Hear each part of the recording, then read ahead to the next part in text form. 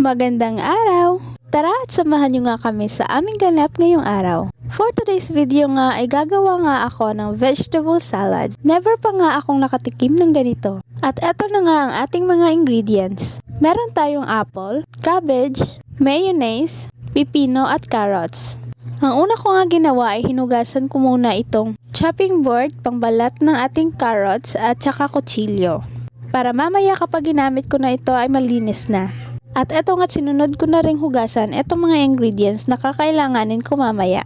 Binalatan ko na rin itong carrots. Pagkatapos ko nga hugasan lahat, ay iniisa-isa ko na rin hiniwa itong mga ingredients or mga gulay. First time ko nga lang makatikim ng vegetable salad dahil hindi naman talaga ako kumakain ng gulay or hindi naman sa wala talaga akong kinakain gulay. May mga kinakain din naman ako pero iilan lang din gaya ng okra, kalabasa, gabi, tsaka yung dalawang klase ng beans. Kaunting gulay lang talaga yung mga kinakain ko. Kasi nung bata pa kasi kami, hindi rin kami nasanay talagang kumain ng gulay. Kaya ngayong araw nga ay naisipan ko nga gumawa nito. Natakam nga lang din ako sa nakikita ko dito sa TikTok. Kaya naisipan ko din gumawa. Kaso nga lang hindi lettuce yung nabili ko.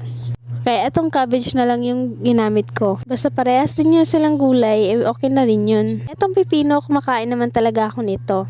Pero kaso lang itong carrots talaga, hindi ko talaga type yung lasa. Pero kinakain ko lang din naman. Pagkatapos ko nga hiwain lahat, ay sinalin ko na rin ito sa plato. Munti ko na palang nakalimutan. Bumili din pala ako ng isang pirasong kamatis. Tinanggalan ko lang din ito ng buto. Kasi baka tumubo sa tiyan mo. Charot!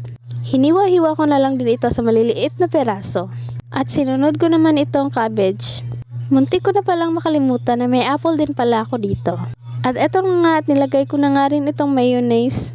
Pagkatapos ay nilagyan ko na lang yan ng kaunting asin. At ayan nga ay minikos-mekos ko na nga ito. At syempre ito ay unang pinatikim ko ang aking asawa at sabi niya nga ay masarap naman daw. Paano ba yan? Hanggang sa muli!